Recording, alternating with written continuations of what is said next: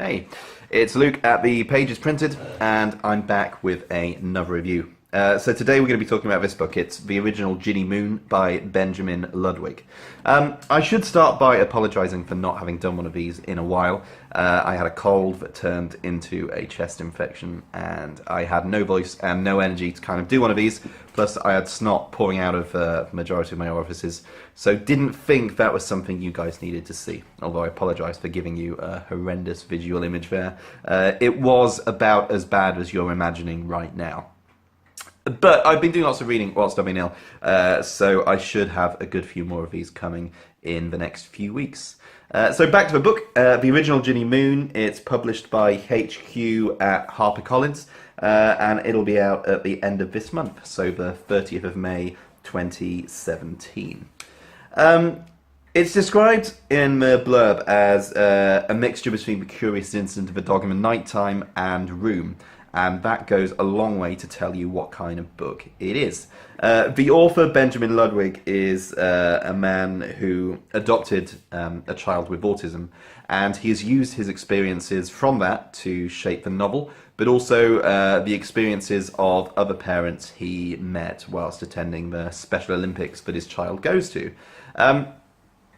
Much like The Curious Incident of a Dog in the Nighttime, it portrays a girl with autism and really allows the reader to get inside her head in a way that is immensely readable. It's not remotely alienating, as I think it could be in a lot of instances, or if written far worse, but instead really allows the reader to instantly connect with the fascinating character that is Ginny Moon. She is a great lead character. She is complex, and flawed, and considering she is 14, there's a lot of depth there for a character of that age. I think a lot more than the majority of adults writing a teenager would often put in there. So it works incredibly well, and she as a lead, the reader gets behind her from page one, and her journey is one I certainly was very happy to be on, even if some of the twists and turns that it took were ones that made the reader feel relatively uncomfortable, which is no bad thing, but I would say, this is a book that isn't afraid to deal with hard subjects. Again, it mentions it's similar to Room, and like Room, there are kind of concepts in here that I'm not really one for trigger warnings, but there is themes of kind of child abuse, violence, child abandonment, and animal cruelty as well. None of it is kind of at all gratuitous, but it should be said, this is a book with very adult themes running through it that are portrayed well to the reader through the eyes of a child, and as such it makes them perhaps in a way slightly more palatable, because they're not quite as explicit as they would be in a book where the lead character is an adult, but at the same time, because the lead character is a child, it makes the events somehow slightly more horrific in the way that they are depicted, and of course because of the person they are happening to. This isn't a happy book. What's good is that the author has no issue really depicting the hard bits that come with adoption and with taking on a child who has come from a troubled background, and he doesn't shy away from that in the slightest. The parents in this book are not perfect figures at all. They're figures who, as a reader, you're sometimes actively kind of rooting against due to their behaviour towards Ginny, but he never makes them go too far. They're understandable and they are relatable, I think, especially at a distance from the book. Once you put it down and have a think, you realise that their actions are, in some places noble and certainly well-intentioned, although that doesn't always come across when you're looking at the situation through the eyes of the child. It's tricky because it's an easy read in how well it flows and how gripped you are into really wanting to keep reading and to find out what happens to the character of Ginny.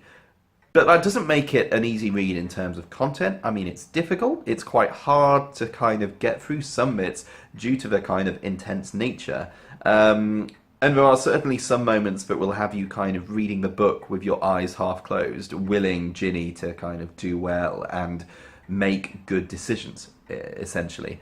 And it's not afraid to kind of leave things on a note that isn't necessarily all wrapped up and happy, there are certain elements there that are kind of still hanging. And Ginny is a character who I'd love to see picked up again, maybe a few years down the line when she's an adult, because she is just massively compelling. And I think Benjamin Ludwig is a really fantastic new voice who has written a book that is going to grip people immensely. It will grip people, and it'll also break your heart. You know, it is a moving, emotional, and really touching read that's worth your time. Although, if you're not comfortable with some of the themes I mentioned earlier, then yeah, perhaps I would give it a miss. But because of how bloody good it is and how well he really captures the voice of a child with autism. I mean, I used to work in special needs, and he gets it, you know, as a father bringing up a child who goes through a lot of the stuff that Ginny goes through.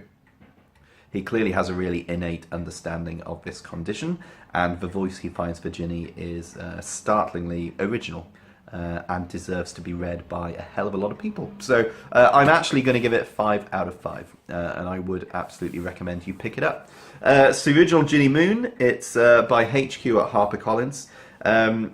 I will put the details and the ISBN on this blog so you can have a look for yourself.